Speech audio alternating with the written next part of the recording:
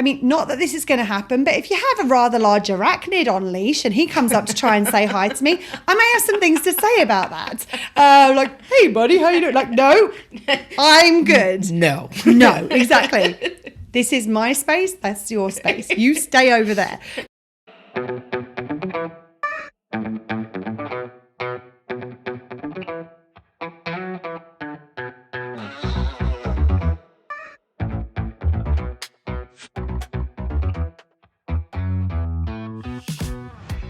Hello, and welcome to Well Shit. It really is that simple.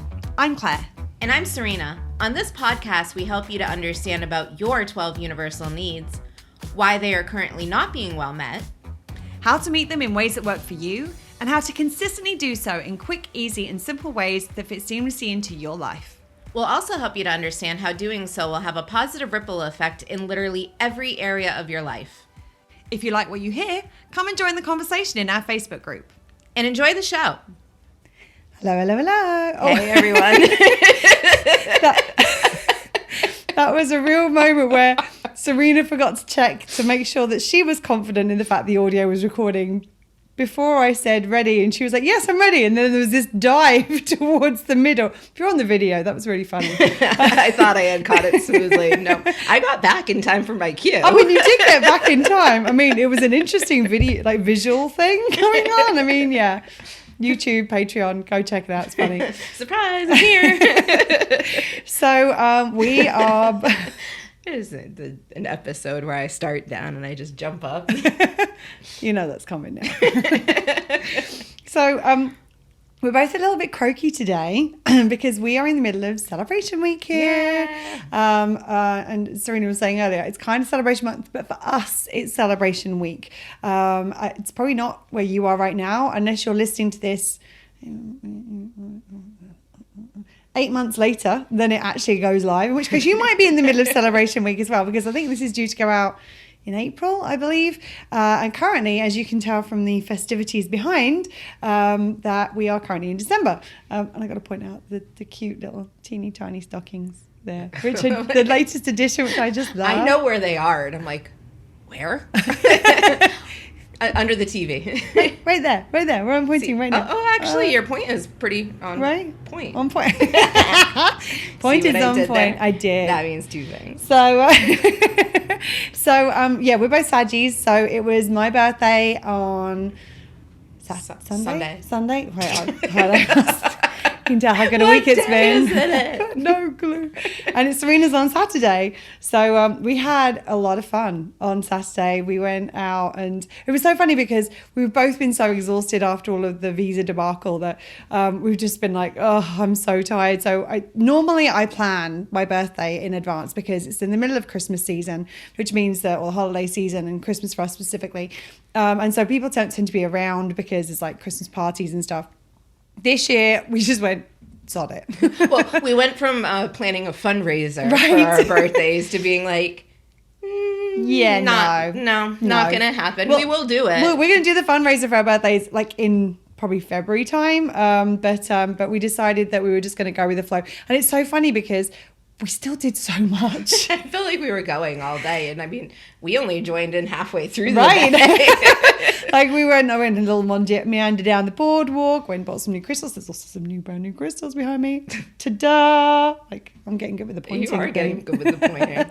And had smoothies, and then we went and met Joe and Serena out on the boat. We had a very late lunch that ended up turning into the most spectacular sunset I think I've ever seen. It was, I mean, we're known for our sunsets here. I think they called the Key West sunset the most expensive sunset in the world. Like, probably not wrong there. No, I actually think that's like traveling. Like really? That's what Key West is known for, is the most expensive sunset in the world. And that's just because of how much it costs to vacation here. The sunset is completely free. You just have to get to this island to experience it. Someone's saying they're selling tickets at Mallory Square. I think that might be a bit much. Well, I'm surprised that doesn't happen. Somebody's going to listen to this and, like, like, no, shh, I didn't mean it. Cancel, clear, delete. Forget it. I didn't say that. Don't do that. And if you come here and somebody's trying to sell you tickets to the sunset, don't buy them. Don't buy them. Yes. There are plenty of other places to see the sunset. As we discovered, we were out on the boat, and it was almost like sunset new, because it was a purple sunset, which is my favorite color. And purple sunsets don't really happen here all that much. Like sometimes we get the hues of purple, but like this was a proper deep purple sunset. Yeah, it was really quite impressive, quite spectacular. And so and then we came back and we did they have a trolley tour which goes around and sees all like the big, like the major holiday lights of like homes that are decorated for the holidays. So we went and did that, and then we did dinner and drinks, and then no celebration on Key West Island would be complete without Bobby's Monkey Bar. So which you may have heard us mention once or twice. So yeah, we were singing a little bit. Once or twice, like Larry. I wonder if we should do like a Bobby count and a Larry count. Like, Ooh, see we who's should do winning. an episode at Bobby's. Oh my God. Yes. So everybody can Bobby, see the we're magic. coming your way. Oh shit. Yeah. How cool would that be? We could do it one morning. Like, Yeah. They open at midday. If we got there first thing, like When it smells clean. when it smells clean as well. I mean, it's better than it used to be. It used to be able to smoke in Bobby's, and in fact, Hiram and I were saying just the other night we got back, he was like, "It's so good that you can't smoke in Bobby's because it literally used to have to clean everything that had been in anywhere. Like my hair had to be washed the night I got back from Bobby's, otherwise the following day it was disgusting. So it's not as bad as it once was, but And it's still a popular bar. It's a great little dive bar with a pool table and lots of karaoke, as you can hear from our voices. So that's the reason we've got. That's about where I'm at. I feel like when Phoebe and Friends start singing with like when she gets like cold and she's got that smoky, sexy voice when she's singing. I'm like, oh, I sound sexy today, but it's just like got some blowing my voice out. Marjorie vibes going on. Yeah. There's all kinds of different vibes going on. Like I'm trying to think like Nina Simone, like that real kind of smoky, like beautiful. Yeah, I don't sound like that normally, so I'm gonna make the most of the fact that I do today. So today we are talking about. Just because it wouldn't compromise your needs doesn't mean it won't compromise theirs. So this all came about as a result of a little morning ritual that I've been doing recently, which is that I've been wanting to do a little bit more movement, a bit more exercise. And so I've been waking up in the morning and walking down to White Street Pier for sunrise. I've had some adventures on my journeys down to White Street Pier. It has involved police and ambulance one morning. Did I tell you about that? Yeah. Yeah, I did tell you about that. Sorry, some guy was like passed out and we weren't sure if he was still like functioning, like living or not. So me and another very nice guy, Tom, who kind of stopped by and helped me out. We called the emergency services and he was fine. That was the main thing. He was fine. He was good. And he didn't get in the ambulance, so he didn't get charged. So as well, that was like double bonus. And we are going to be doing an episode on the fact that it is so fucked up that you sometimes have to make a decision between, am I going to ruin somebody's, like, is somebody going to die because I don't call an ambulance, or am I going to ruin their life because they've got financial ruin because I've had to call them an ambulance? Like, we are going to get to that at some point. But that's not what we're talking about today. Today we're talking about puppies. Ish. Legit, this is where it came from. I was down at Sunset Pier, it was last week or the week before, and a lot of people go down there to walk their dogs first thing in the morning because obviously it gets quite warm here during the day. So like first thing, like sunrise is a nice time. It's nice and cool. It's a good time to go out for a walk. And you get all kinds of dogs down there. There was this one dog down there. Puppy, like little ball of fluff. Totally like puppy energy, enthusiastic, running about here, there and everywhere. I think his name's Bruce. I remember hearing the word Bruce a lot. And I'm like, obviously I'm down there watching the sunrise, but I'm an animal person. I'm definitely a puppy person. So if there's a puppy around, my attention gets distracted pretty frequently. And this little thing was just adorable and like kicking around a little ball that somebody had found and what have you, and like bouncing here, there and everywhere. And if you've ever seen a puppy, like they are like these excitable balls of energy that are like here, there and everywhere, and they want to make friends with everybody and they want to explore everything, which is great. Except the thing is that this pup wasn't on a leash. Exactly. This is a big warning. What don't know Since what. when is the trash truck? I've got no idea why. They know we're recording. They know we're recording. Like, oh, we're gonna go there, get them. You watch this. Like, that. And we somebody listening in Key West going, "That's my horn on the podcast." Thank you, Monroe County Waste Department. Yes, much appreciated. Not. Anyway, so this little pup was running around and it said it wasn't on leash. Now, it was a very small pup. It was very enthusiastic, as I said, like bouncing around here, there, and everywhere. Like there was a small child down there, and you went up and like jumped up and was like, "Hi," like wanting to make friends and wanting to say hi to everybody. Hi, my name's Bruce. Yeah, exactly. G'day. Is he Australian? But that's like a very like Australian, like it's very Australian. Like G'day Bruce is like an Australian, like it's Really? like I don't know why like Bruce and Sheila. I think it's like from the 80s and 90s. Like was Sheila resonates. Yeah, but Bruce apparently like I don't know whether maybe it's because I watched a lot of Australian soap operas. I don't even know if there was anyone called Bruce in them. Anyway, beside the point. Anyway, Bruce came up and introduced himself to a lot of people. Now, generally speaking, as I said, I'm a dog person, so pretty much any dog can come up to me and say hey, and I'm like, oh hey, little friends, like making friends, cuddles, and all the things. The thing is that as someone who was a house sitter for many years, like traveling around looking after homes and pets when their owners weren't there, I know that not everybody is okay with dogs. Like some people are really terrified of dogs. And so whenever I was looking after a dog, whenever I was out and about, generally I would have them on leash unless it was somewhere where they weren't going to run into anybody else. And if I had a dog that was particularly excitable, if there was somebody coming the other way, I'd actually put them on quite a short leash just so I could check to see where the other person is at before allowing them to interact. Because a lot of dogs are like, hey, let me introduce myself. Personal space and boundaries do not exist in their not a lot of things. Well, the interesting thing was, and this is kind of what prompted this episode, was at one point, and this pup had been running around saying hi to everybody for quite some time, and then there was a woman who was walking two dogs on leash who were coming around, and all of a sudden I heard out the back, like I heard out like corner of my ear. I heard behind me this woman say, "Oh, that's not a good idea." And I sort of turned around, and this tiny little pup was going up and saying hi. I think they were two pitties. Now, the breed of dog really wasn't important. What was important was the fact that one of these dogs was a rescue and wasn't very good with other dogs. Now, this little pup, completely innocent, not like causing any problems in terms of like trying to start a fight or anything like that, just wants to say hi. But this other dog is like deer in headlights kind of thing, and like you can see like this whole body is tense, and this poor girl who's got them on the leash, her entire body is tense as well. And while obviously there was no ill intent, impact over intention, go listen to the episode if you haven't already heard it. We'll put the episode number in the show notes. There was no ill intent of this dog because of the disposition of the dog that was being approached. It had the potential to be quite a dangerous situation, because if this dog is an anxious dog, is nervous of other dogs, I mean, some rescues, they've been put in fights, there's all kinds of different situations that they've been in. They've been abused. They don't respond the way that a dog that has grown up in an environment where they've been loved and well cared for.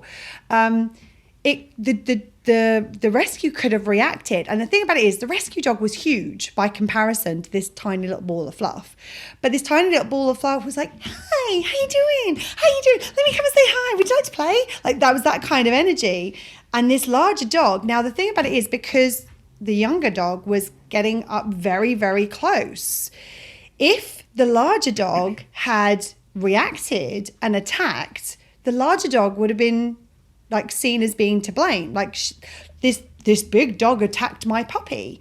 Well, the reality is the big dog wouldn't have attacked the puppy if the puppy hadn't been in a situation where it was able to get that close and to cross some obviously very clear boundaries that this dog has, and that the owner was communicating as well, because the owner is immediately, as this dog came up, was like, oh, that's not a good idea. And had it been my little pup, for a start, I would have probably had it on leash anyway, somewhere where there were going to be lots of pups, where you don't know how they are with other dogs. And especially if you have a dog that's not good with other dogs that's on leash and a dog that is off leash, that dynamic is often it's a very explosive dynamic and can go very wrong very quickly. But also, if I'd seen that situation, I'd have been over there like a shot. I'd been like, I'm so sorry. I'll make sure I keep him on leash until you're gone, kind of thing.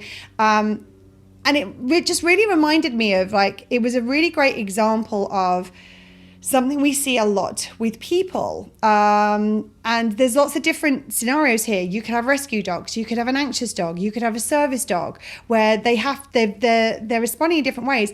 And you hear this a lot where you have that was obviously one scenario. I've also seen scenarios where people have a dog who is off leash, who is like a larger dog, who going up to people to say hi.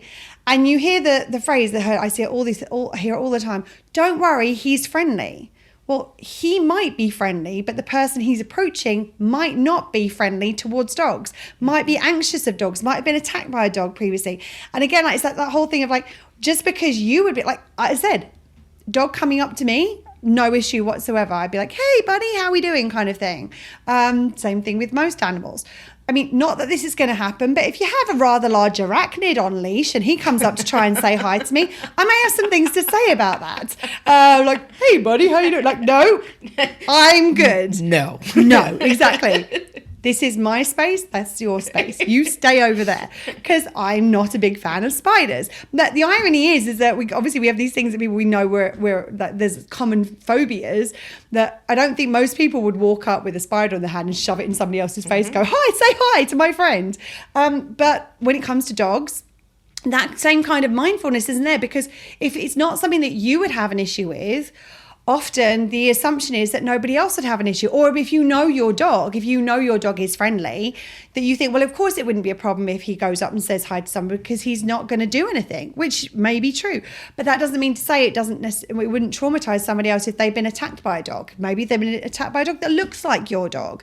And so just because it's something that we would be okay with doesn't mean to say that it's not negatively impacting somebody else's needs. And just because it wouldn't cause a problem for our needs doesn't mean to say that somebody else's needs wouldn't be impacted in the same way. And it got me thinking, when I saw this kind of scene playing out, I'm like, wow, like this is like, there are so many similarities, like parallels you can draw with human behavior where we just don't think about it because of how we are. We assume that everybody else is going to be okay. And if it wouldn't impact our needs negatively for someone to do something, we don't think it will impact somebody else's needs for us to do something.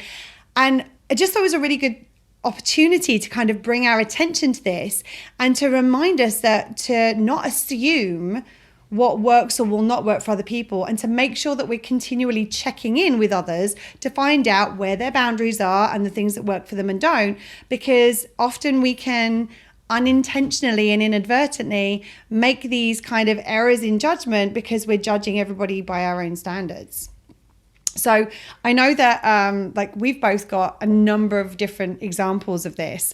One of the things is that we're both very tactile people, both of us. Like, we're both huggy people. We're both very kind of touchy-feely people. Like, you'll see me doing this a lot. And not that. That was kind of weird. But, but like, I have no issue. Like, but the thing is that really would, if she did that, I'd be like, all right. Yeah. And vice versa. Like, we're both very tactile people. Well, and there's a knowing, and we'll get into it a little bit later in the episode, but there's a knowing and there's a kind of a consent to that. Right. We have developed and created this relationship. Yeah. So we know we can hug, we can touch, and if there's at any point it doesn't feel good for us, even if it's something we've done a million times, if I'm like, yeah, no, not in a hugging mood. Like, well, actually, there was an example of this recently where, and I can't remember why it was. There was we had some challenging moments during the visa process. You don't say. One or two, little ones, little itty bitty ones, little problemettes. And there were problemettes. Everything's an ets right now. Yeah, we had grieflets the other day. Problemettes. I don't know. It must be the season, like the Rockettes. Oh, maybe. Could be. Anyway, Rockets in April. Who knew? So maybe May. I'm not sure yet. But there was a situation between the two of us where like I got really upset about, like there was some stuff that was going on that I was getting really upset about.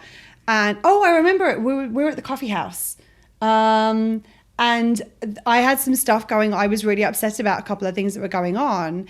And Serena said to me, "Can I give you a hug?" And I said no. Mm-hmm. And I was like, and it was like I was barely holding it together. And I was also I was a little frustrated. Like it wasn't just sad emotion that was present. And I was like, I need to process this before we can get to that point. And I did process, and we did get to that point, and we hugged, and it was all fine.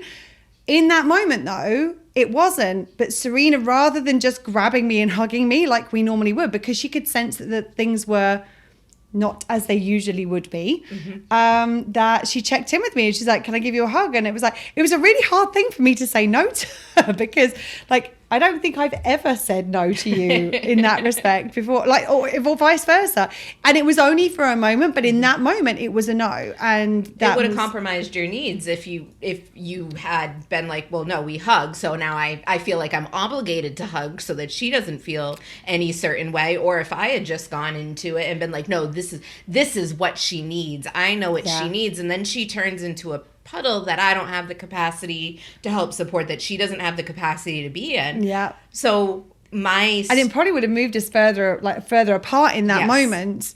And take it longer to get back together again. Mm-hmm. Exactly. Yeah, it was fairly quick. It was a processing, and then it was like, okay, now that's not here. Like I don't want this bullshit in between our hug. Right. Cool. Yes. So once we finally did come in, it was like, oh, this is like this is the comfort, this is the support, this is what we actually needed, both of us. Right, absolutely. But the thing about it is that not everybody is like that, and we have to be mindful and aware of like, well, just because this is something that really has only become like a big awareness for me in the last couple of years, where like even online, where I'm not able to actually hug somebody, like I'll check in with somebody like I don't know if you're a hug person. Like I want to say I want to give you a hug right now because that's what I would need. Like, but I'm not sure if that's what would be comforting to you at this point in time. I had another friend of mine who is who's a Black woman who is in a different country, and we often are in like dealing with things digitally when we are communicating. Now I'm somebody where if I'm upset and I'm like wanting comfort, like somebody holding me close and like stroking my hair, that's something that feels comforting to me. But I also know there is so many issues with Black women and having strangers coming up and touching their hair without consent, without permission, and objectifying them in that way. I remember because like often this friend of mine, we'll kind of go back and forth and be like, "Oh, I'm holding your hand right now," because obviously we can't be there to do it. So we'll describe what we would do, like I'm holding my hand, or I'm sitting next to you on the couch, or I'm giving you a hug right now. And I remember like I nearly said that in one moment. I'm like, I need to check about this one. And like when she was no longer in that emotional state, we had a conversation. I was like, "Hey, I'm just checking in. This is something that would feel comforting to me. I'm aware that it's I nearly said that like last time you were going through something, and I'm aware that that may not feel good for you because of the other associations. Like, I'm just checking in." And she was like, "Thank you for checking in. Actually, no, that wouldn't feel good to me. But like stroking my back or something would. Like, you know what I mean? There were different things that would work for different people. And there are these, and that was something that I was aware of because there is a common issue with this. This is a problematic thing in our culture and in our society. But some of these things are not like culturally societal issues. They're just different things that different people have boundaries around and don't have boundaries around. And it makes a big difference as to like whether somebody feels comforted and supported or whether somebody actually feels they're dealing with another trauma, maybe a slight trauma, maybe a significant trauma, but they're dealing with more on top of the thing that you're like, rather than comforting, they're actually having more to deal with because of how somebody is approaching them. And I think that that's also true. We don't necessarily always take the time to consider what might be going on with somebody else or where they might be. Right. And the last couple of years, it's become very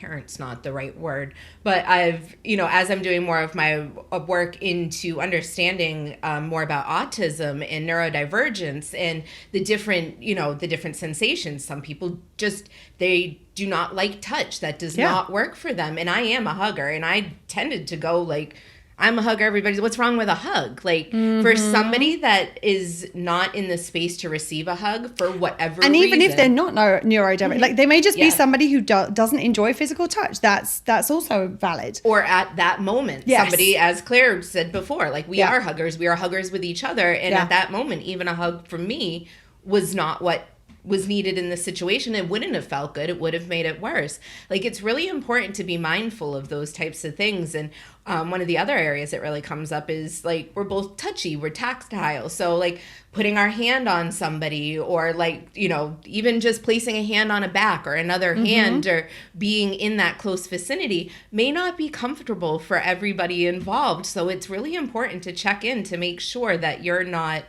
compromising somebody else's needs because something would feel good for you. Right. And there's this kind of consent thing makes a big difference here. So another example where this comes up is like giving advice. Is that a lot of the time if someone's got something going on, some people will give advice, and it may be that they're giving advice because if they were in that position, they would want advice. It may be because they're trying to avoid dealing with their own shit. They're going to distract from their own shit by giving advice to somebody else. Also a very common pattern that happens. A lot of the time it's like, I'm going to give you advice so that you will feel better about the situation because I'm uncomfortable with you not being in a good space right now because I don't know how to deal with it right now. There's a lot of that goes on. But even if it is just genuinely, I would want advice in this situation, so I'm going to give advice to somebody else in that situation. I'm going to tell you, for the most part, if I've got stuff going on, I just want to be witnessed. I don't want any advice. Like someone giving me advice, and I have been in this very situation where I was like incredibly upset, and I was speaking to somebody because I just needed to get it off my chest, and this other person started giving me advice, and because of where they were at and how they were, I was like, if I reject this advice right now, it's going to give me even more to deal with because of how this person's going to respond to the fact that I don't want advice right now. So I was like, I know I've got the capacity for this. So I ended up dealing with their advice so that they didn't blow up. So I didn't have more to deal with in the fact that they were going to blow up. But it meant that it wasn't helpful to me. Like nothing about that was helpful. It was more labor for me to do in that moment of like, okay, this person needs to give advice because of where they're at right now, and if I say actually I don't need any advice right now because of where their needs are, they're going to blow up as a result of that, and then I'm going to have to deal with them blowing up, and I haven't got the capacity for any of that, so I'm just going to and then I probably went and vented to Serena a little bit later, who just went, I hear you, that sucks, like which was really what I needed in that moment. And I also vented about the advice that I was given that I didn't want, because that was something else. Like it didn't support, it actually compromised. It compromised, exactly. And it's like a lot of that is, again, coming with good intent, but this is one of those things where like this intention versus this impact is so important. So please, if you haven't already listened to it, please go back and listen to Why Your Intention Doesn't Really Matter. I can't remember what episode number it is. We'll put it in the show notes. It really does make it's hugely relevant to what we're talking about right now, because so often the thought is, oh, well, my intention is to do good, which doesn't really mean shit if your impact is bad. Like, I mean, like, well, shit. It really is that simple. It really doesn't. It doesn't mean anything if, obviously, like if someone's trying to do me harm, that feels worse than someone who's trying to help and just not helping. But in reality, if I'm getting like hit emotionally and having to do more labor, the impact of that is very similar, and it doesn't make a huge amount of difference. Like the real difference is let's shift so the impact isn't happening, and checking in with somebody, like asking if somebody is in that space, what would feel supportive for you right now. And you like, they might be like, I don't know, which is sometimes where I've been at. So giving them options, be like, would you like a hug right now? I can just listen to you and just witness you. Would you like advice? Would you like suggestions? Would you like to go out for a walk? Do you want to punch a pillow? Do you want to like scream into a towel? Like you can come up with options of things that they can then choose between. But the reality is checking in with them it makes a big difference to how people feel. And sometimes in that situation specifically, just reminding them, I'm here for you. Yeah. Just remember I'm here for you, because sometimes you're not alone. And you're not alone. Yeah, because sometimes you may not have the capacity to give the options that they don't like. Yeah. I don't know what you want. You don't know what you want. Well, just know if you figure it out here. or I figure something out, I'm here. Like, I support you. Makes a huge difference. One I know that actually it's actually quite relevant for both of us is calling versus texting. So I recently, a few months ago, I met somebody who was a caller as opposed to a texter. Now, I'm somebody who, I like to speak to people on the phone, but I like to, I have really busy days. And someone calling in the middle of a busy day is like, it's like, it throws my day off. And if I don't get to answer it, there might be a sense of anxiety around, why are they calling? What's going on? Blah, blah, blah. And if they call and don't leave a message. That's what this person was as well. Like a caller, repeated caller, but no message there. So I don't know why you're calling. And it's interesting because for someone who is a caller, if you text them, they can get very quickly frustrated because it's like, just get to the point. Just call me. Just call me. It'll be quicker and easier for somebody. You. Yeah, for you. And the other way around, if somebody who is a texter, there's no issue with having a call. Like Serena and I will text most of the time, and then I'll be like, "Do you have 2 minutes to have a quick call? Because it's going to be so much easier than." And she'll be like, "Actually, I can't do it right now. I'll call you in 20 minutes or whatever." We'll figure out a way of doing it that works for us both, but that text element, especially because the text often gives you what it is that the thing is about. Another great example with this is that I have friends who I do voice notes with. It's how we communicate. So I send a voice note, they send a voice note, we send a voice note. Because then we can do it when we've got the capacity to, when we've got time and space to be present with them. Now, sometimes what I will do is that I'm aware that I have friends who've got anxiety conditions.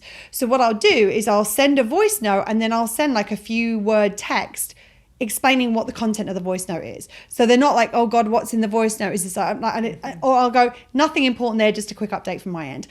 Because immediately that text means that they know what that's about. Their brain isn't spinning on what the content of this message is going to be. Now, some people, they wouldn't even think about what the content of the message is going to be. They would be like, oh, I'll just get to it when I get to it.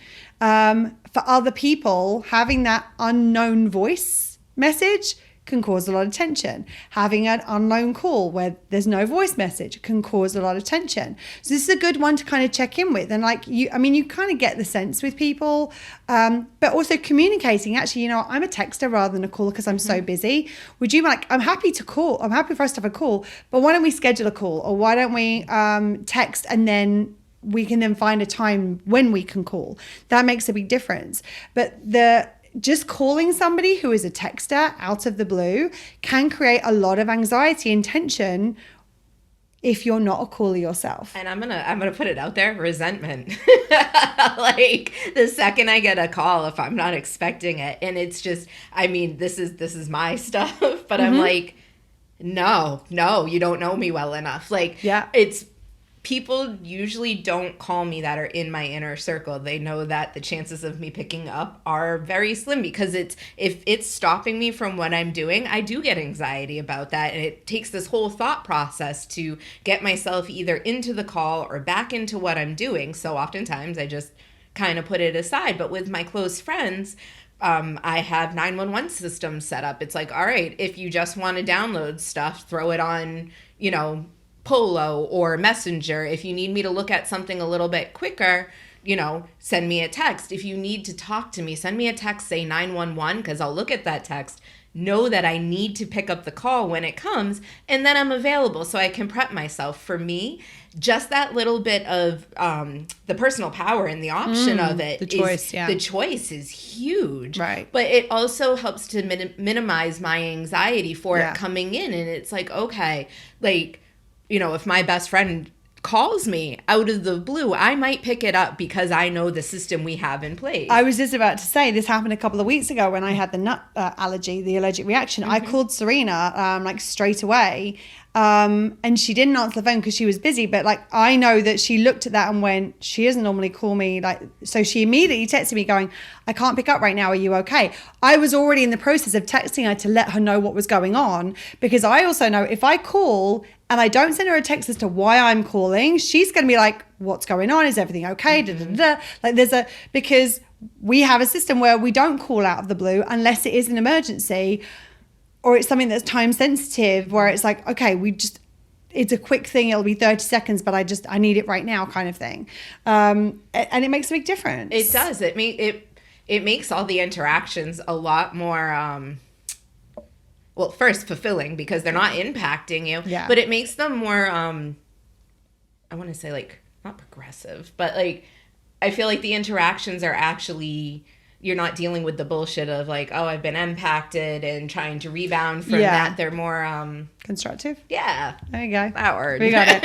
Well, and it's like, and again, like there's another thing around this. Like I know people who they like to send a lot of information, or they like to be in contact all the time. And they're sending like huge reams of text messages. And I'm like, if I have someone like that in my life, I'm going to communicate with you and let you know I'm not going to listen to read half of that. In fact, I might actually set some boundaries saying you get to send one a day or one every other day, because just sending that message, you're asking for my time and attention. And that's not okay. Like, to be doing that repeatedly over large numbers of over a large number of time, like that's consistently pulling somebody out of their day. And so it's like communicating what's okay with that. So for me, like, it would be one of two things. Either it would be like, just so you know, do not expect responses to any of this, because I don't have the capacity or time to respond. I'm busy with other things. Or you message me once a day with something you want me to look at. And if I've got the capacity, I'll look at it, because it's only one thing, and then I'll get back to you. But I mean, I've had friends where like they wanted to be in contact with me every day, multiple times a day. I'm like, I don't do that. That's not friendship to me. I have got people who I'm in regular contact, but regular contact for me means I speak to them once a week. We normally text probably on average once a day, maybe every other day. Well, I mean, we're best friends and business partners. And that's the thing, so, it's a combination. And a lot of that is more about business than it is about personal stuff. I'd have to say that most of our communication is business communication. Yes. Like, this is the work we have to get done. This is what's going on. And then, I mean, maybe a couple of times a week, it's actually like friend stuff.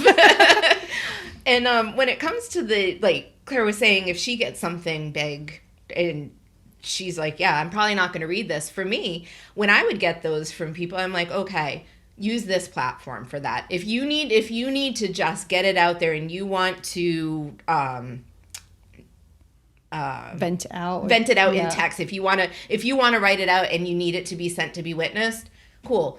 Send it here. I'll get to it when I get to it, if I get to it. If it's important. Setting up those boundaries for myself was huge, because I didn't realize how overwhelmed I was getting with the communication, because it's not that these aren't, like, sometimes it's people I don't have any desire to really be in like conversation, deep connection with, but a lot of times it's the people who I'm closest to. I'm like, I want to be there, and this is how I can be there for you without getting overwhelmed, without getting angry, because I want to be there to support you. But if you're bombarding me with texts and we haven't agreed to that type of situation or that type of relationship, even if it's a one-off thing, like, okay, we're in this situation right now, and for this situation we're gonna text back and forth. That's not my norm usually. I'm not a quick, like, I'll respond, but I'm not a back and forth person. No, I don't like, I want to get it done, and then okay, like, I don't need to chat on text. Right, absolutely. And there's so many different examples of this. I had a friend of mine who she was I believe she's neurodivergent. She had a very specific, she'd had challenges with eating in the past. I think she had an eating disorder. And she had somebody that she had very, very clear boundaries around her food, and like sharing food, and like people taking food off her plates and everything. And I didn't know this about her. And we went out for dinner actually for my birthday. We went to a really fancy restaurant, and we got a bunch of different stuff in order to share.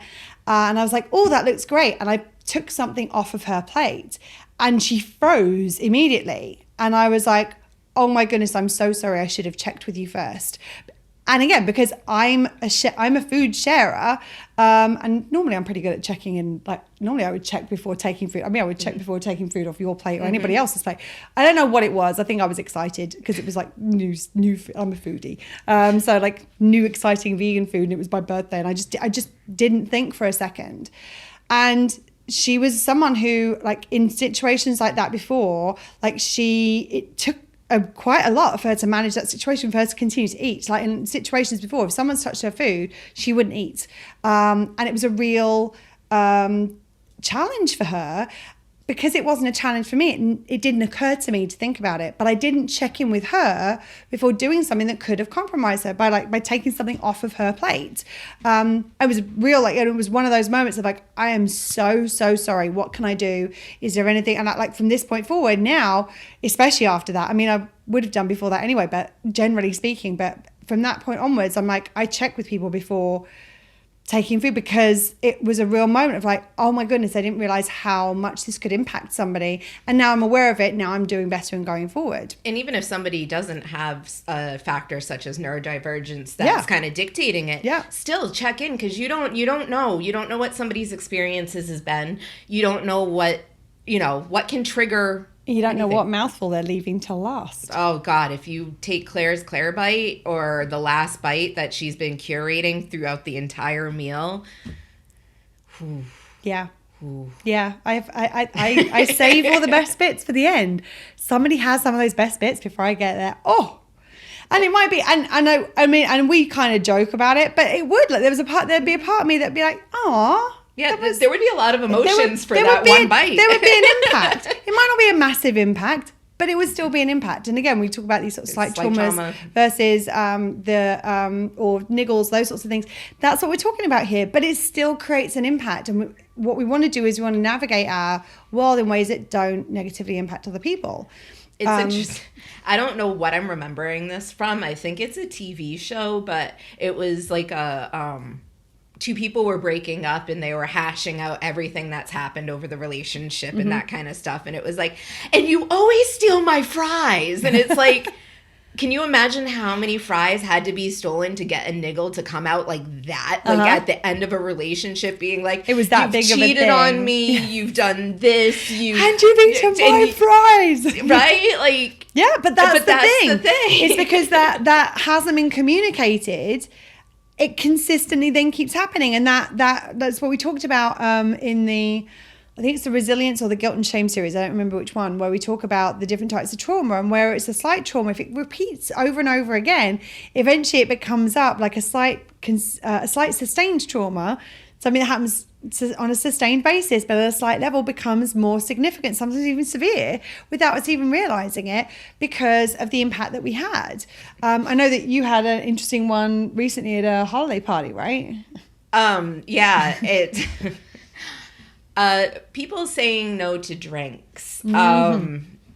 That is something that I've actually seen it making the rounds on social media around the holidays, which I really like, because it's a good reminder, like, why is somebody saying no to drinks? It doesn't fucking matter. It doesn't matter. It doesn't and it's not matter. your business. No. And no should be enough. Yeah.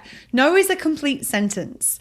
And it shouldn't require any justification. And if you're not comfortable with somebody else's no, that's about you and your needs. It's not about them and theirs. So take it, like, do not put that on them. And that's what happens a lot of the time, right? Yeah. People take offense to it, or they try to do this peer pressure convincing. Oh, it's just one shot. Oh, just one drink. You do not know, and you don't need to know why they're saying no. And they don't need what you consider to be a quote unquote good reason. Or a good reason. Not to be drinking. Like, if they say no, that's a good enough answer. And actually, it's, as somebody who doesn't drink on occasion, when I say, oh no, I'm just going to drink water tonight, when somebody's like, oh cool, okay, it's refreshing, because so often you're like, oh, come on, just one. And it's like, no. But I'm only here for blah, blah, blah. Or it's this occasion. But I don't fucking care. Yeah, like, it doesn't matter. No means no. Not matter. Yeah, it's one of those things that comes up a lot. And again, because if you're somebody who, when you're saying I'm not going to have a drink, it's because, oh, maybe I had a couple too many last night, and then it's like, oh, go on then, I'll have one. Like if you're that person, fine. But that doesn't mean to say that everybody else is. And so don't approach the situation in the way that you would be okay with, assuming that everybody else is going to be okay with it too. Well, and also you brought up something really good, because I'm convinciable. No shit. Incorrigible. Bad influenceable. All of the above. It's who I am. Like, and I fully own that. There have been so many times I've said no and I've been convinced otherwise. Like, sometimes it's one no, sometimes it's 15 no's. And there are times I've held my boundaries, and definitely now more than others. If I really mean no, like I mean no, and I don't care who the fuck you are or what the occasion is. Like, no. And I want to just jump in there. I don't care who the fuck you are. It doesn't matter who it is. And if someone really cared about you, they wouldn't be wanting you to compromise your boundaries because of what they want. I just got to put that in there. Yeah. Like, sorry. Yeah. It's just a... I'm not sorry. No, I'm not sorry. No, you're not. I'm just adding that in. You are adding that in. Because it's really important. It is.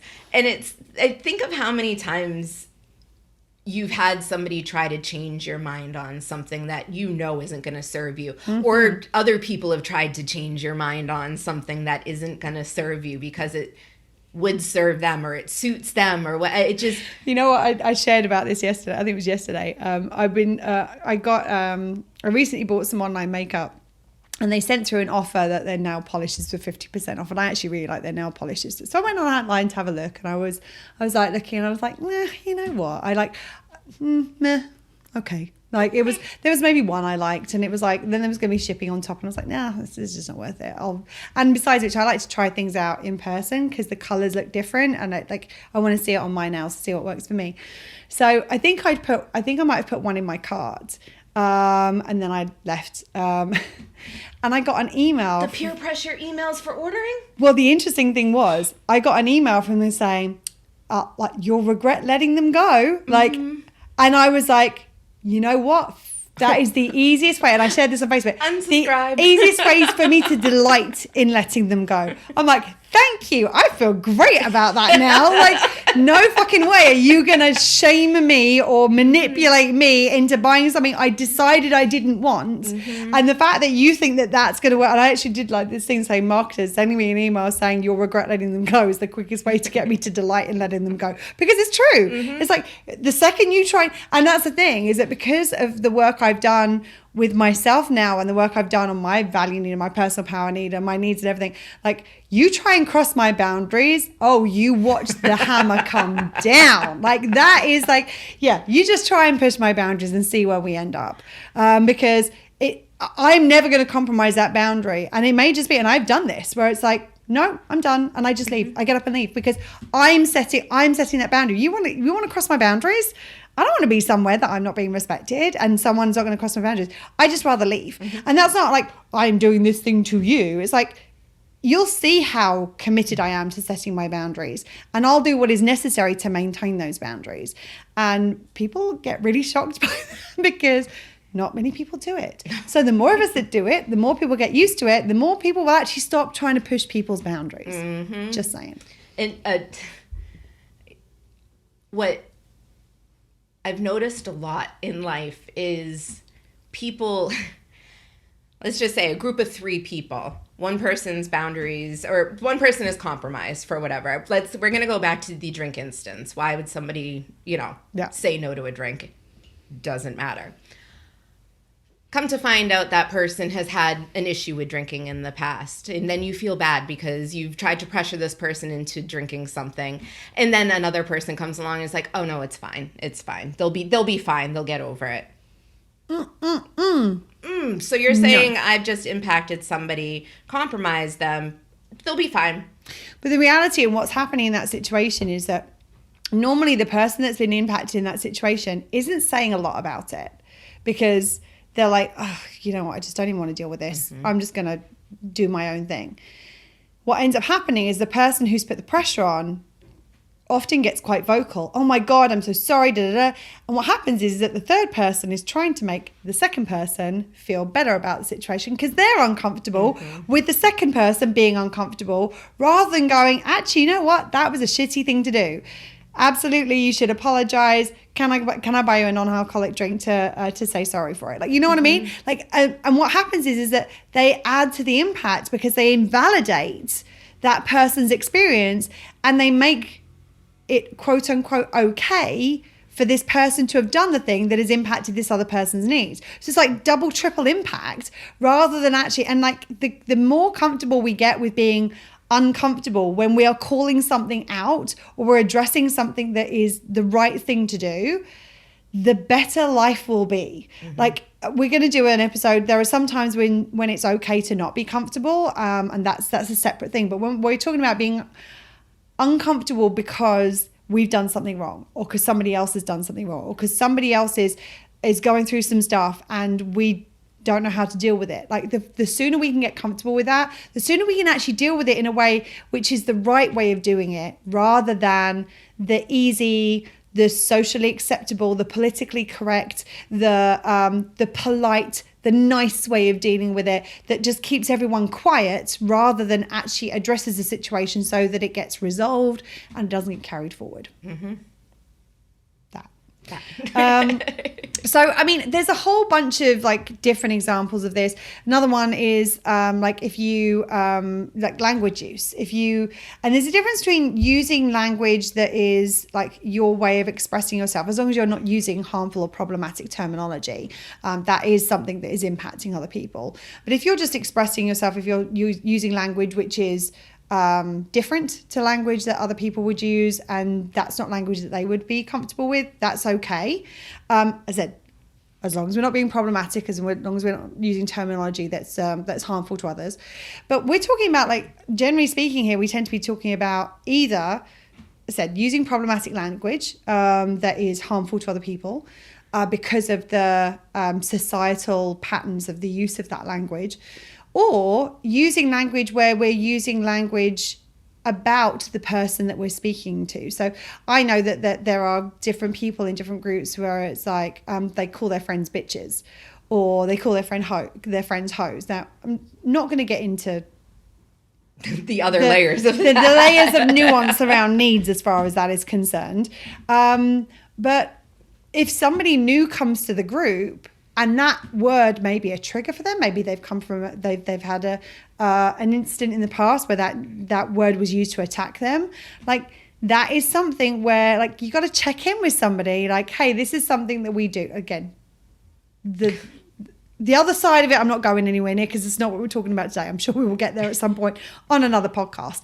But I'm talking about, like, checking in with somebody going, this is something we do. Hey, are you okay with this? So, for example, another great example is like using gendered language in a situation where you don't know everybody that's involved. So, for example, using like, hey guys, hey dudes, to a group of people. Well, if you don't know, there might be a trans woman in that group. There might be a non-binary person in that group who that gendered language doesn't, it's harmful to them because it's triggering to all kinds of different situations that they've experienced and been through, and to their wounds of not identifying, like, the number of times they'll have been misgendered, the number of times they'll have been identified as something other than that which they are. That's a problem, and that's going to negatively impact people. So again, it's like, one, generally speaking, clean up your language. Like, make the effort to shift your language away from things that are problematic. So and it's possible. And I know people are like, oh my God, it's so hard. Like, there is no secret I have a potty mouth. Like, I own it. It's part of me. It's part of how I express myself. I thought you said I had a potty mouth, as in like a podcast mouth. I was like, what's that? I've not heard that. I've not heard that before. Yes, she does. Not a potty mouth. She has a potty mouth. Yes. But I changed my language over the years when I've realized certain things that I said might be offensive, or I wasn't aware of the origins of terms, or just in certain situations, like the chances of me dropping a hard F-bomb in the middle of, like, let's say a corporate setting or something, right. Like, be aware of where you are, who you're with. Like, my group, that we've established a consensual exchange of words and phrases or whatnot, that's one thing. But when somebody new's around, I'm not going to assume that I know your gender or your identity or anything about or your you. Pronouns or or like I'm not going to I've never been a huge fan of calling people bitches, hoes, sluts. No, like that's just, it's never resonated with me. I had a person in my life that loved to refer to people, oh, slut, and it's like, when I be like I just don't, it doesn't work for me. It's like, oh, you're so uptight. I'm like, I'm uptight.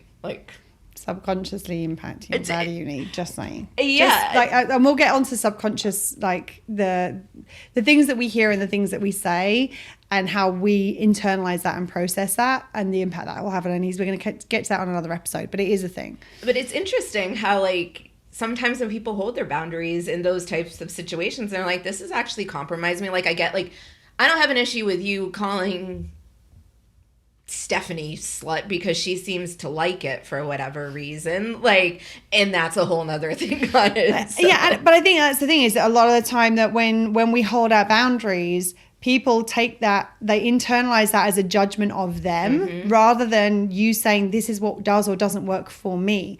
And I think that's the thing, is that when we're communicating these things, is that's what we want the onus to be, is like, hey, this is what works for me or this is what doesn't work for me, versus you need to stop doing this. This isn't, this thing you do is not okay. Difference if it's, as I said, problematic language, that's a different thing. Yes. That thing you do is not okay. But even in that context, like if I'm calling somebody else in on that, Serena will tell you the 1,000,000 times I've said to her, like, just so you know, that thing's not okay for this and this reason. I get it. I used to do it myself, and I know it takes some effort. Like, I'll own the fact that I used to do it too. Like, it's not like I'm like, oh, I'm great and you did it wrong. Like, that's not how it works. But it's also really important to recognize that the how we communicate. Some people are going to take things personally, and if they are taking your boundaries personally and making it about them, that's often an indication some more boundaries would be helpful, because these are not people who are going to be safe for your boundaries to be around. So normally, like we talked about, can't remember what the episode was. It was quite a while ago now, where we talked about the relationship orbits and the orbits that get further away and close together. We'll put the episode number in the show notes. And that's when someone like takes your boundary and makes your boundary about them and tries to change your boundary because that's what would work better for them. Those orbits tend to get a little further away, or benefit us if they do get a little further away. But I think it's really important to recognize that if somebody is setting a boundary, it's not about us. It's about them. And it's about, if we value and respect them, that we want to make sure that we're operating in a way that supports that and honors that. Another great example, and we're coming up on time, so I want to kind of get through these relatively quickly. I think that means Serena, don't chime in. no, that's for both of us. No, there are like some of these, like we've got quite a few examples that we still want to get in. So, for example, things in food. Like we know somebody. We've got people who we know who don't eat certain food, and we know certain people who can't eat certain food. And as somebody who has food allergies, I've been recommended to eat certain things and been told it's okay, you can't taste it. That's not how that works. Like, that's not a thing. Like, if somebody says I don't eat the food, just because they can't taste it doesn't mean to say that that's okay for them to eat the food. As somebody who's a vegan, I know there are a lot of ethical vegans out there who would be like horrified and mortified. I would like, if I was being served something that I said that I didn't eat, like, that's a real compromise of my boundary. And just because, oh, well, I don't think it's that important of a thing, or I would never be vegan, so I'm not going to, like, that doesn't mean it's okay to compromise somebody else's boundaries. And especially when you get to allergies as well, it's all I can think of, it's just a little bit of honey. Like, yeah, it doesn't matter. Like, the existence of the honey in general. I was told, I was saying to Serena earlier, I was told by a guy at Publix that it didn't matter that the bread wasn't vegan because you couldn't taste the milk. So I was like, well, in all honesty, I'm like, if you have a lactose intolerance, whether you can taste it or not, you're still going to have a reaction to it. And he went, yeah, you see, my girlfriend's lactose intolerant. You should drink 2% milk. She does, and she's fine. And I'm like, there are so many things about this that I'm not going to go anywhere near. But I just went, okay, paid for my stuff, and off I went, because it wasn't worth it to me to get into it with somebody else. But there were so many things in that were like compromising needs and boundaries on boundaries on boundaries on boundaries. Another place that shows up with food is if we have a friend who doesn't like mayo. There are actually a lot of people who don't like mayo. Yeah, it's a consistency thing. She loves dips. Mm-hmm. That contain mayo. That are predominantly mayo based. Yeah. It's something different for her, which is fine. Like, cool, you don't like it straight, you like it with this. But imagine, and she doesn't do this. She wouldn't do this. She wouldn't do this, but Yeah. it was an example that kind of came about due to her very vocal detestation. Yeah. Yeah, that works. That sounds like a legitimate word. She don't like it. And she does not like mayo. But if she was to have a dip that she does like, and she's like, and somebody's like, oh yeah, no, I don't eat mayo. And she's like, oh, neither do I, but it's fine. It's fine. This is okay. Like, Yeah. I eat this. Well, just because she eats it doesn't mean someone else. And we said, like, she would never do this, but it was just an example of like that can happen, and that I've seen And it similar happens things a happen. lot. Yeah, Like, absolutely. it's fine for me. It's fine for you too. It's Right. fine. Well, and the same thing can happen with like making plans. Like I've got a friend who has a lot of anxiety about going somewhere new, and like when she goes somewhere, she wants to know how she's going to get there, where she's going to park. Like she wants to know like what's the place they're going to. She wants to have looked at the menu ahead of time so she can kind of get a sense, because that's one of the things that meets her security needs. She feels more secure once those things are in place. Well, if you imagine if there's somebody said she said, oh, where do we park to go to this thing that we're going to tonight, and someone said, oh, don't worry about it, we'll figure it out when we get there. Well, that might be fine for the person who is happy to figure it out when we get there, but that could then compromise her needs because she has the anxiety because she doesn't know where she's going and where she's going to park. Simple thing, but it can make a huge difference to somebody. So the next example where this comes up is Serena's favorite subject. Sorry, second favorite subject. I was going to say Larry's not in Larry's the show not notes. in the show notes, no. But glitter is. Glitter is. So some people love glitter, like us. And some people hate glitter, like with Despise a it. passion. So we had like a glitter celebration for Serena's birthday. I was going to say not this year. Your birthday hasn't happened this year. We've got 3 days to go yet. Last year. And like we were covered head to toe. Key in West was glitter. covered in glitter because of... People were looking to find us, and they said they were following the glitter trails down the street because that's how they could tell where we were. Legitimate, and that wasn't... No, that like wasn't legit. Like, I mean, breadcrumbs in the forest, nothing on glitter down the Key West streets. But we know people who absolutely hate. And the thing was, Serena was aware of this, and she knows because she knew people who had this thing. Whenever she came up to someone like, "Do you like glitter?" And if someone was like, "Yeah," we're like, "Of course, let's glitter you." Mm-hmm. If you don't, cool, all right. We won't hug you because you'll end up covered. Mm-hmm. And we had friends who were like, "Mm-mm." Yep. We had friends that were, one of my very, very good friends was actively avoiding me at my own birthday party because she was so worried that she was going to get doused in glitter. And we were at a bar that douses people. It's a glitter bar. Yeah. Like they literally glitter every drink, every person. And she was unglittered. And I came over and she said, please don't. I was like, I'm not, like, that's not fun for either of us. Right. Like, that's not fun for me to do something to you that you're going to despise. And then, like... You're not going to enjoy my party, which means I'm not going to enjoy my party as much because my people aren't enjoying it as much. And I have enough glitter for all of us. Yeah. Like, it's cool. I'm glittered plenty. And there was a point where I can say that I probably would have taken my friends' needs into consideration. I wouldn't have glittered my friends, but those bystanders on the street, I would have... like doused just unapologetically because it was my birthday and I can do it because I feel that I should be able to do whatever the fuck I want. I mean, different time. This is Entitlement 101, which we will come back to in a future podcast. No, that's not pointing the finger at Serena. That's just an example thereof. But yes, it is because I mean that was a space I was in not too long ago where it was like, oh no, it's more fun for their vacation. It's more like.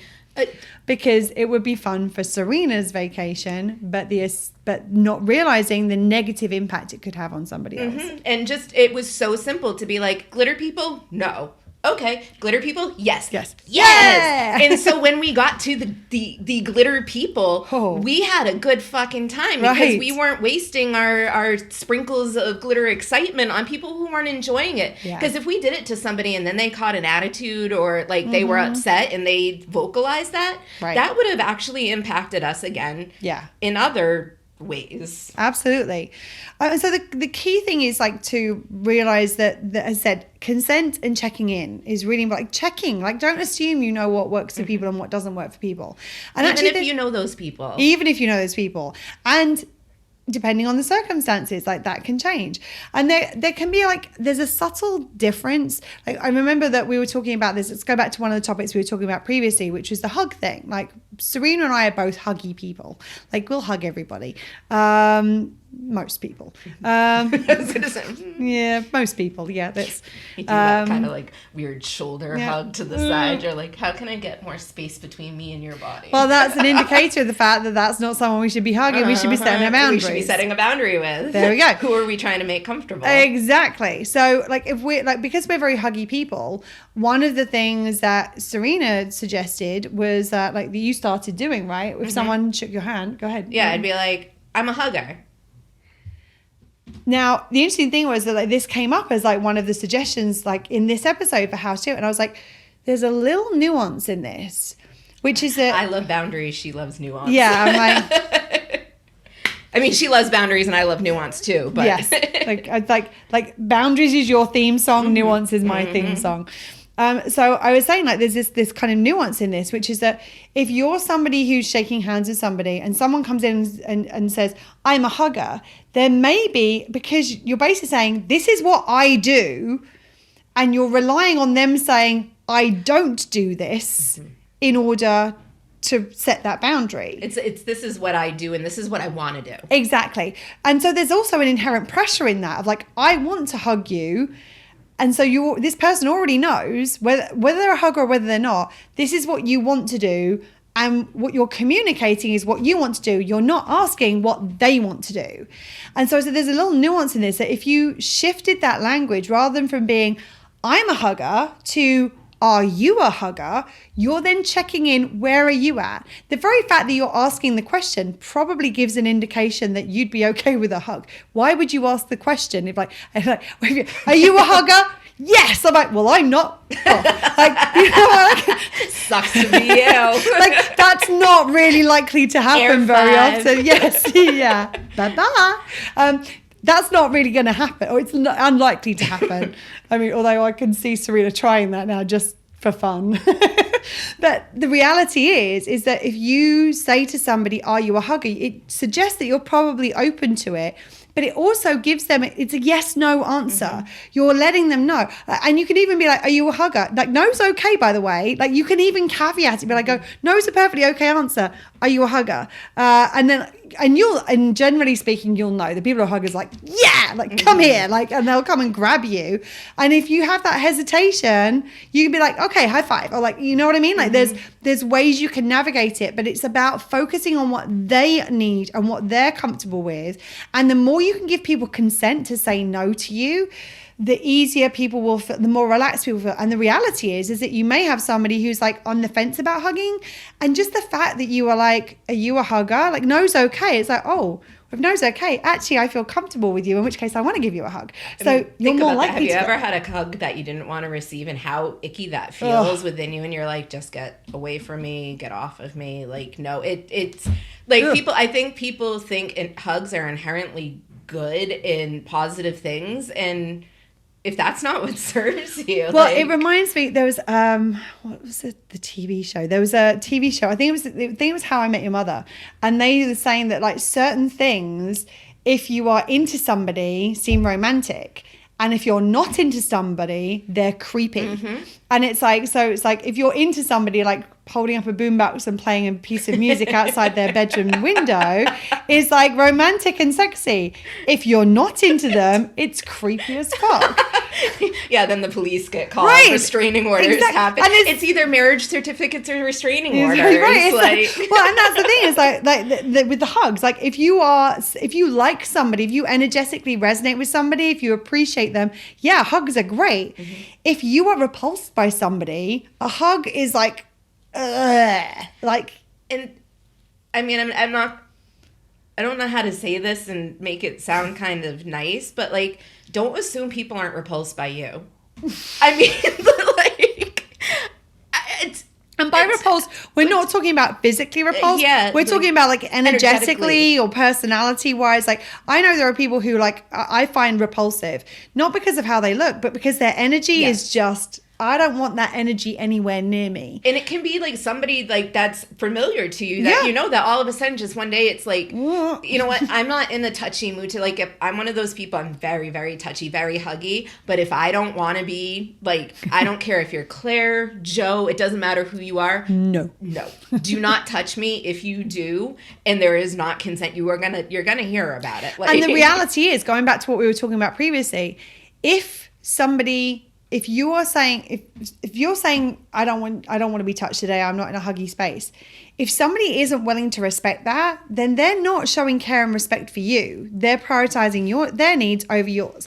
That's not somebody who is comfortable to be around, and it's going to mean that you're less likely to want to be around them. Like, if you want to build that, if you're someone who wants to be huggy with people or a particular person, the more you respect them, and we've talked about this, I think, I don't know whether we've actually done this in a podcast episode. I know I've done a video about it, about the dance partner friend of mine, and we'll get into this in the Boundaries series more specifically. My dance partner here was of utmost respect. So I dance body to body, head to head with him because he respected me. So I felt comfortable getting closer. He's the only man aside from the person that I'm seeing that I would do that with. No, this is another one who's very much the same deal, very respectful. And I'm like, I feel comfortable getting close enough to you. Most other people, I'm like, there is a distance between the two of us. And if you try and compromise that distance that I am making clear is where I'm comfortable, I want to get further away from you. So if you want to get closer to people, if you want to, like, respecting their boundaries is one of the most important things. And with that, don't think that, like, if I'm like, don't touch me, and you start like poking me, same fucking thing. Like, don't try to change it to make it work for yourself. And I feel like a lot of people do that. They're like, but this is what I want to do. I want to be close to you. I want to touch you. I want to do this. I want to do this. So I'm going to figure out how I can do it. If you are dead set on challenging these boundaries, first, stop. But second, again, ask. And also, be like, if you are dead set on meeting your needs at the expense of somebody else's, which is what crossing those boundaries is, check yourself. You need to do some serious work on your own needs, because if you are willing to compromise somebody else's needs for your benefit, you are, because of the interconnected thing, you are actually compromising your own needs too. But not only that, but you are negatively impacting somebody else. And this is the importance of consent in our culture right now. For too long, this has not been a thing. And it's not been a thing that has been recognized and demanded in different situations. Like whether we're talking about kids and family members, like, oh, go and give so-and-so a hug even if they don't want to, whether we're talking about like women feeling they need to make men like not piss off a guy by letting him be more tactile with her than she's comfortable with because she doesn't feel safe to say no. Take the sexual harassment because the alternative is worse. Exactly. It's like there's so many of these things. The second that you are putting your needs, and whether they're emotional needs, physical needs, mental, whatever it is, the second you're wanting to cross somebody else's boundaries, you are basically saying, I'm going to take my needs at the sacrifice of yours, that point you're no longer in consent. That's a form of harassment. It's a form of assault. So I think it's really important. And I know like people are like, oh, you're getting like, you're too sensitive. Like that's what we're talking about. It's like, no, the second you're doing that, you're actually compromising your own needs too, because you're actually compromising your humanity. Because by doing that, you're basically saying, I can use this person to get my needs met. The second you do that, you're objectifying them in some way. You're seeing them as less than human. But in order to see them as less than human, you have to compromise your own humanity in the process. So just stop. Sorry. No, not sorry. Sorry, I'm not sorry. No, I'm not even sorry. Can't even pretend to be sorry. God, I'm not even not sorry that I'm sorry. Yes. I'm not sorry in the slightest, and we've gone over, and I don't fucking care. If you and I mean, I think the reason I said sorry is because I'm aware I jumped in the middle of what you were saying. So I'm not sorry about anything I've said. Please go ahead with what you were saying. I'm really glad you jumped in because it's true and it's so important, and we've been conditioned as a society to just grin and bear it, get through it. Just like certain people choose, and that's what people have followed. And we could go off on so many tangents, and I know we're running over. But I wanted to say, if you don't know where somebody's boundaries are, like let's say somebody's like, no, I'm not a hugger, and you really want to find out, like, okay, well that means you're not a hugger, and there's all of this extra or other stuff it could be. If it feels right. And I'm going to say that if it feels right, and you'll know if it feels right, you'll know if it feels wrong, and you're compromising it anyway. Yeah, if there's any sort of inkling like maybe I shouldn't. Yeah. You probably then shouldn't. Don't. No, then don't. Just don't. But if you're like, you know what? Like when a relationship like ours, like, okay, you don't want me to hug you. Would a hand on you be okay? Or is there something that would feel supportive or comforting do you want to hold my hand? Like, do you want to? And this is the thing. It's like, what do you want? Not what can I convince you to do that meets my needs. What do you want? Is there a way of doing this that works? It reminds me of those kids in the saying like hello in the classrooms. Like there's a lot of teachers that do this where they've got a list of things on the like welcomes that they can point to, and the kid can have a hug, they can do a dance, they can have a high five. Have you seen this? No, that sounds really cool though. It's such a cool thing. Like I think it's like there's a lot of elementary schools where they basically have this list of things by the door. Like what welcome, and it's like what welcome, and as they're coming in, the teachers welcoming them, and they're pointing to which one they want. Like they might blow a kiss, they might wave, they might do a high five, they might do a little dance, they might do a hug, and they can do whichever one they want. And it's like, again, that's the basic principle of consent. What is it that will work for you? And you can say like you like I just want to check in. Like you could even be like, if it was Serena and I said, Serena, she doesn't want a hug. I'm like, I want you to know I'm here and I want to support you. Is there anything touch-wise that would feel good to you right now? Like, would you like to hold my hand? Would you like my hand on your leg? Would you prefer just to have some space and have no contact right now? Like, I will come up with those options as Serena does with me as well. Like, we come up with those options so we can figure out a way of doing it that works for both of us. And I think that ultimately that's the thing, like consent and checking in are the big things here to make sure that you're finding ways of doing this. Remember, self first, meeting your needs at the minimum in ways that do not compromise others and sometimes benefit others too. So what we want to do is find out the things that we do, and when we find out things that we've done have compromised others, like again, don't take it personally, because that's about you and your needs. You can process that. You can be like, oh, I'm disappointed because I liked hugging that person. And if that's not, like, I can feel disappointed about that, and find other ways of meeting that need for myself that do not require another person, that do not require this person. And that's what we want to do, is we want to make sure that any time that someone goes, actually, no, that doesn't work for me, great. Thank you. Thank you for letting me. Yeah, I love it when people set a boundary with me. Yes. I absolutely it's probably weird for them if they don't. You're like, oh, they don't know me. That's new. Like, cool. You don't want to do that. Thank you. Like, yeah. Now Thank I know where I stand. Thank you for letting me know so that I can do this in a way that works for both of us. And that's the thing, is that so often it's like, and it's like, thank you for letting me know. And I can still be disappointed, and I go and process that by myself. And it's an indicator that one of my needs isn't being met and that I'm seeking to get it met through this interaction. So let's go find another way of meeting that need. It gives you the opportunity to figure out the way that works for everybody. And then that's going to feel better for everybody involved. Like, yeah. Absolutely. You can get that quick red spectrum hit on your needs, or you can do something that's green and truly fulfilling. Right. Absolutely. So we've gone way over time today, but I think that the things we added at the end were really important. So I'm glad that we did. Anything else you want to add? No, I'm good. So remember that this is all about consent. It's all about checking in, and it's about finding a way of doing this that works for everybody.